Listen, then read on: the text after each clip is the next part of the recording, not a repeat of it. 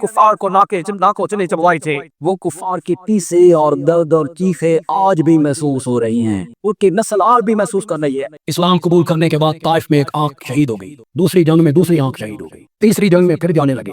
بیٹوں نے کہا بابا آنکھیں دونوں نہیں ہیں، لڑ نہیں سکتے ہو، ہم جا رہے ہیں، کیوں جاتے ہو؟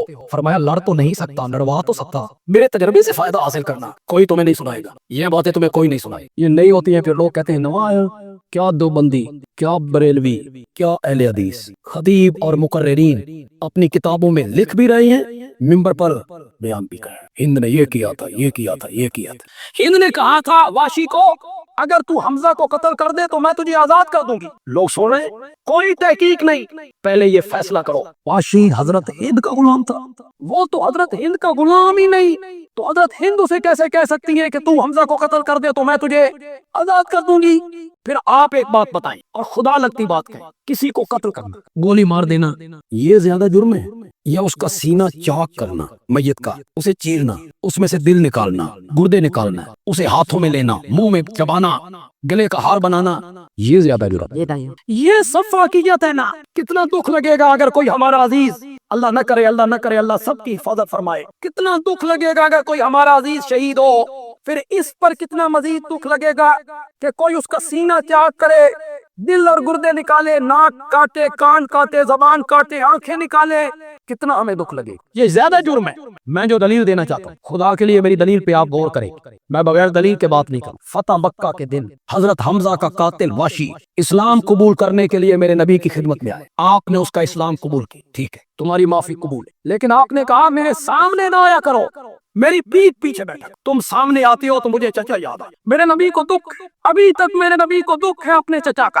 حمزہ کے قاتل کو کہتی ہے میری آنکھوں کے سامنے نہیں آنا، میرے سامنے بیٹھنا بھی نہیں، میری پیٹھ کے پیچھے آنا ہے۔ اور جب ہند آئی تو میرے نبی نے فرمایا مرحباً بکے، اٹھاؤ بخاری۔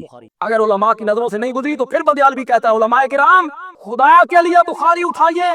واشی کو کہتے ہیں میرے سامنے نہیں آنا، پیٹھ پیچھے بیٹھنا ہے، اور جس نے کلیجہ چبایا، سینہ چیرا، دل نکالا، آنکھیں نکالی، اس کو میرا نبی کہتا ہے مرحبا۔ یہ انصاف ہے، انصاف ہے۔ میرا نبی یہ کر سکتا ہے ایک کے ساتھ کچھ سلوک اور اسی مجرم کے ساتھ دوسرا سلوک؟ اس کا تصور بھی نہیں ہو سکتا، میرے نبی سے اس کا تصور بھی نہیں ہو سکتا۔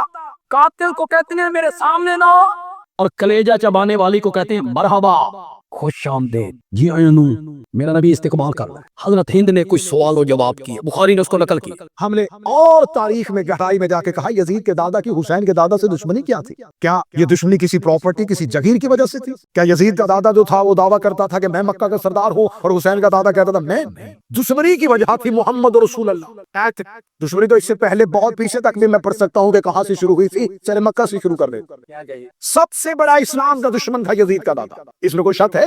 آپ بولیں گے تھوڑا میرے ساتھ، میں تاریخی حقائق پڑھنے لگا۔ اس نے جنگ بدر رسول کے ساتھ، احد رسول کے ساتھ، 3 سال تک رسول کا سوشل بائیکاٹ، رسول کو مکے میں رسول کا عرصہ حیات تنگ کر دیا اس نے، رسول کو شیب ابی طالب میں اپنے خاندان کے ساتھ محصور کرنے میں اس کا کردار، بہت ظلم کیے اس نے۔ لیکن اب تاریخ میں زیادتی یہ ہوئی کہ جو سب سے بڑا ظالم تھا وہ فتح مکہ میں مسلمان ہو گیا۔ کانتوں پہ چلنا پڑتا ہے اہل بیت کو ماننے کے لیے، دانتوں کو پسینہ آتا ہے یہ حقائق پڑھنے کے لیے۔ اس نے کلمہ پڑھ لیا۔ دیکھیں کافر کی ایک ہی شکل تھی، قرآن میں ایک ہی صورت آئی کافرون، مسلمان کی ایک شکل ہوتی تو اللہ ایک ہی صورت بھیجتا مسلمون۔ کافروں کی کوئی دوسری کیٹیگری نہیں، ایک ہی ہے کافرون، کافر کافر ہی ہوتا ہے۔ مسلمان کی ایک شکل دو، خدا نے صورتیں بھی دو بھیجی، ایک مومنون، ایک منافق۔ کیا کہ منافق یہودی یا عیسائی کو نہیں کہتے، یہ ہے مسلمانوں میں۔ طوطا سبز پتوں میں بیٹھ جائے تو سمجھتا ہے کہ میں چھپ گیا ہوں، منافق بیٹھتا مسلمانوں میں ہے۔ ظاہر اسلام والا ہوتا ہے، باطن کافر والا۔ غیر معصوم صرف ظاہر دیکھتا ہے، کیا کہنے بابا، معصوم باطن کے اندر بھی جھانک لیتا۔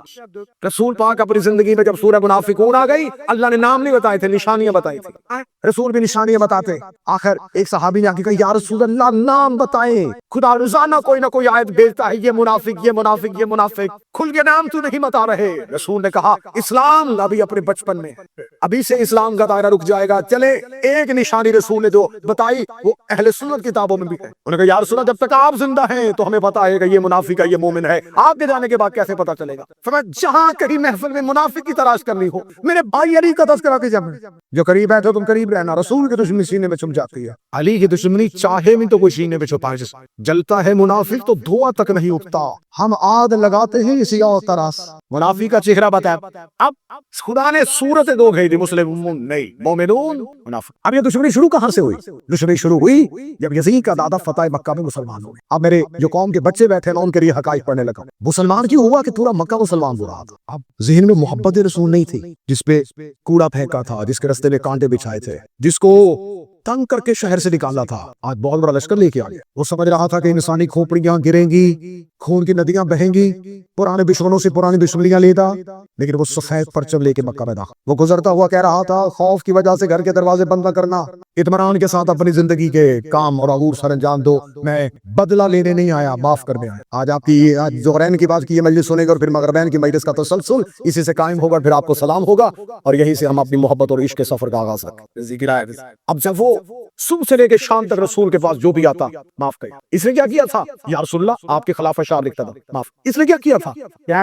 या रसूलल्लाह इसने आप पे पत्थर मारा था, चले माफ किया। उसे घर में खबर पहुंची कि रहमत लिल आलमीन, नाम ही का रहमत लिल आलमीन नहीं, वहां पर पुराने दुश्मनों की फहरिस्त नहीं निकली। ये दुनिया का दस्तूर है कि जब कोई इक्तदार में आता है सबसे पहले अपने पुराने दुश्मनों से दुश्मनियां लेता है। उस इसके पास इक्तदार है लेकिन ये दुश्मनी नहीं ले रहा, लेकिन ये नजरिए का फर्क था। वो समझता था ये बादशाह है, लेकिन वो हकीकत में रसूल था। रिसालत में आगे इसे भी माफ हो, इसे भी माफ हो, इसे भी माफ हो। कलमा पढ़ते जा रहे माफी हो, कलमा पढ़ते जा रहे माफी होते। इसको खबर मिल गई कि वो तो सबको माफ कर रहा है, इसका कसूर मेरा बड़ा है। मेरे घर में वो औरत बैठी है जिसने इसके चचा का कलेजा चबाया, दुश्मनी की वजह सुनना था, खुदा ने दुश्मनी की वजह सुनना। मेरे घर में वो औरत बैठी है जिसने इसके चचा हमजा का कलेजा चबाया। हमने तो इससे बहुत तंगियां और बहुत सख्ती का बैठा की थी, लिहाजा क्या होगा मतलब है बात की जानब गुफ्तगू पसंद है कि बात शुरू रखी जाए।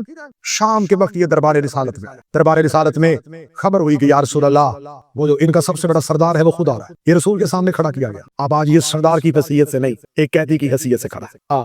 आज ये मक्के का सरदार बन के नहीं, रसूल के सामने एक कैदी बना के खड़ा किया। अब ये नजर रहमत का मुंतजिर था कि रसूल क्या फैसला करते। बौरख ने लिखा कि रिसालत बाब ने सर उठाया, इसकी तरफ देखा। अब चेहरे पे वो सुबह वाली रहमत नहीं, ना मुस्कुराहट। रिसालत बाब ने इसको देख के कहा जा मैंने तुझे आजाद किया, जा मैंने तुझे आजाद। अब यहाँ से दुश्मनी शुरू होने लगी। जिन्हें रसूल ने कहा था जा मैंने तुझे आजाद किया, ये किसी आम शख्स के लिए नहीं, उसके लिए था जो मक्का में बिला शिरकत गैर सरदारी कर रहा था। उसके लिए जा मैंने तुझे आजाद किया, ये जुमला नहीं था, ये उसकी शख्सियत का कत्ल था। वो सारी जिंदगी कहता रहा काश मुझे अब्दुल्ला का बेटा फतेह मक्का पे कत्ल कर देता, मुझे ये शर्मिंदगी की मौत न देता।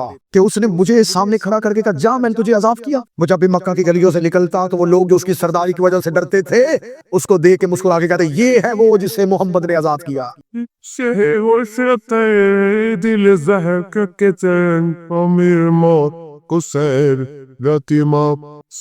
तहरीरें उनके बुक्स में लिखी गई।